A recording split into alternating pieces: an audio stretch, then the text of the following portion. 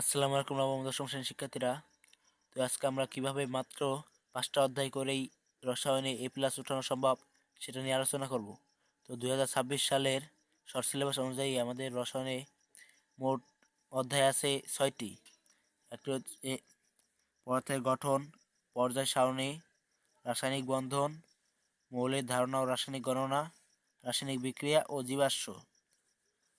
তো এর মধ্যে আমি আজকে যে 5টি অধ্যায়ের কথা বলবো, তোমরা যদি ভালোভাবে শুধু এই 5টি অধ্যায় করো তাহলে তোমাদের A+ নিশ্চিত। তো প্রথমে আমি যে অধ্যায়টির কথা বলবো সেটা হচ্ছে পর্যায় সারণী। এটাকে তোমরা ট্রিপল স্টার দিয়ে রাখতে পারো।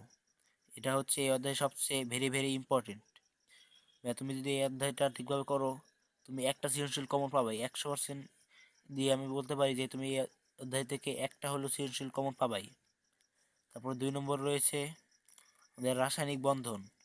এটাকেও তুমি ট্রিপল স্টার দিয়ে দিতে পারো, কারণ এটা থেকেও তুমি 100% একটা সৃজনশীল কমন পাবাই, এটা আমি শিওর দিয়ে বলতে পারি। তারপর তো আর রয়েছে মৌলের ধারণা ও রাসায়নিক গণনা। এটা তেমন একটা দরকার নেই, এটা আমরা বাদ দিয়ে এটা পরে হিসাব করি। তারপর একটা রয়েছে রাসায়নিক বিক্রিয়া।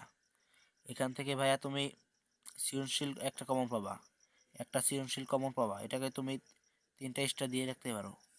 তারপরে রয়েছে আমাদের জীবাশ্ম।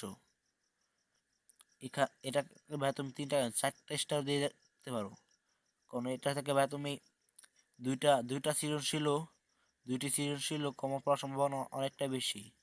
এমনি একটা তো আসবেই, তারপর আরেকটা সৃজনশীল কমন পাওয়ার সম্ভাবনা অনেকটা বেশি। আর তারপর তুমি আরেকটা অপশনাল অধ্যায় হিসেবে তুমি এই পদার্থের গঠন এটাকে রাখতে পারো। এটা বেশি কোনো পড়া নয়, শুধু বোর মডেল এবং রাদারফোর্ড মডেল সম্পর্কে একটু ধারণা থাকলেই তুমি এই অধ্যায় থেকে যদি সৃজনশীল আসে তুমি একটা সৃজনশীল খুব সহজেই অ্যান্সার করে আসতে পারবে।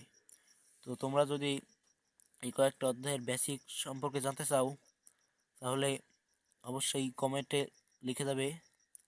আমি তোমাদের জন্য এই অধ্যায়গুলোর বেসিক দিয়ে দেবো, যাতে তোমরা খুব সহজেই এই অধ্যায়গুলো পড়েই এগুলোর অ্যান্সার করে রসায়নে A+ উঠাতে পারো।